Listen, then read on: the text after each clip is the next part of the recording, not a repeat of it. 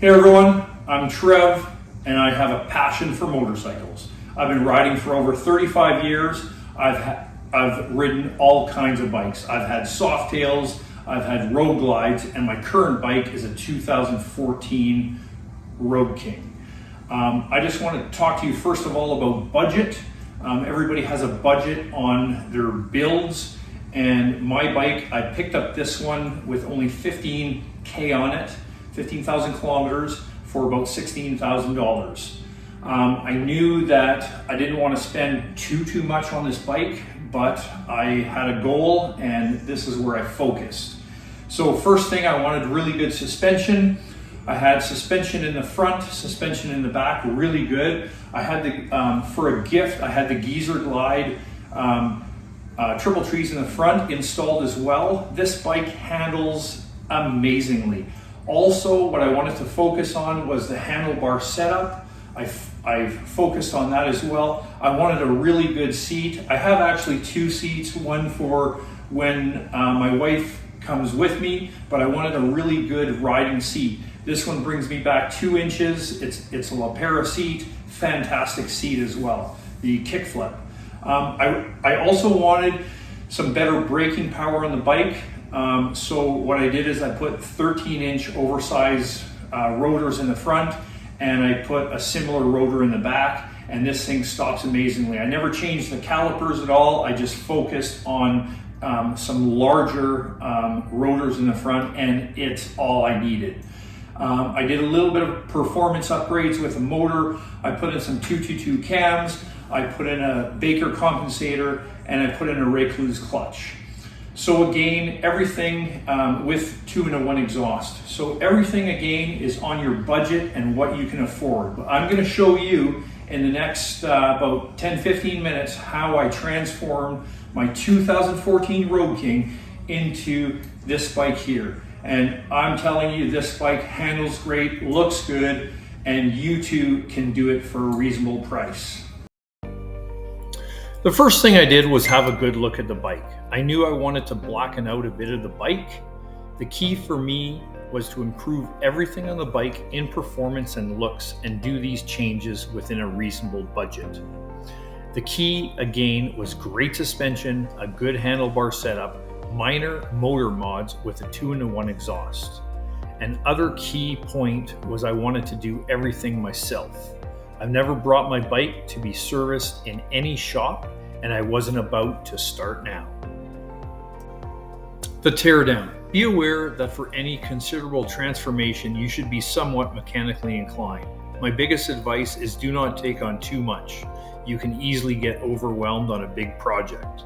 The teardown is relatively easy, and making videos or marking your parts as you take things apart is a good idea. You also do not want someone coming to your house when your bike is fully apart, as it will cost you a lot. I had ripped apart several bikes, so for me to put this back together, it was much easier. Organizing your project. Once I had everything apart, I had a vision on how I wanted my bike. Powder coating pieces is cheap and durable. If you're not a chrome guy, it can be for you. I took around 15 pieces to be powder coated and then ordered my parts while I was waiting for the parts to come in.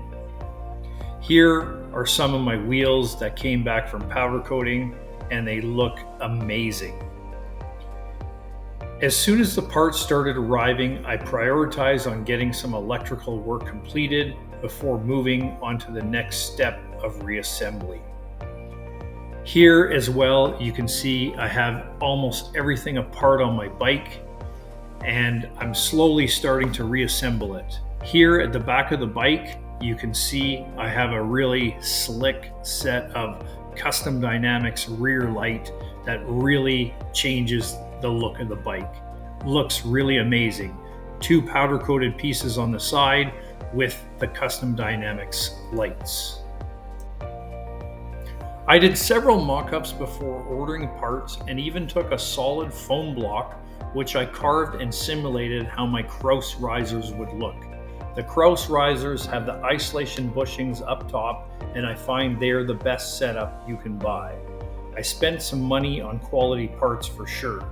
Here, once they came in, I did a pre-mock-up for fit, finish, and look before then taking the time and doing internal wiring. This look was essential for me and the look I wanted. Then I took my time and properly soldered all the wires and ensured the fit and finish was perfect before reassembly on the bike. Final reassembly. Everything from my build was based around the amazing 12-inch risers with 5-inch high bend bars, a real highlight of my bike. It looked so clean and was a real eye turner, as I didn't see this setup on a lot of Roadkings. Here you can see the risers with the wiring back on the bike. You can clearly see the rear Olin suspension and the Bassani exhaust. Here you have a really nice dash insert. I also bought side covers to make my bike look like a Dyna in some aspects. The pieces were finally all going together and I was starting to see exactly how I had pictured it. I got to where I wanted following my budget. At this time I was almost finished but was moving and had to wait for finishing this build in its final stages. My 2014 Roadking, my favorite and best bike to date. After finishing this bike, I couldn't wait to try this bike. I took it for several test rides. I drove at night for quite a while, most likely upsetting the neighbors. I didn't have insurance on this bike yet, but had to test it. My neighbors now knew that I was riding something they hadn't seen. I was very happy with this build, and keeping everything within my budget made me happy. These pictures of before and after speak for themselves. I knew that sometimes a bit of work, time, patience, you will succeed if you have a passion for something.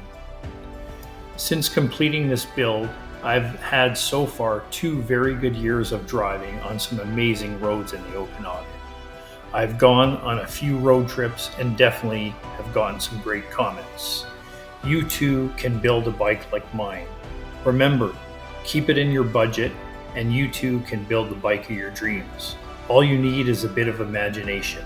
It's not a dream, it can be a reality. If you like this video, please subscribe, as there will be plenty more videos in the future.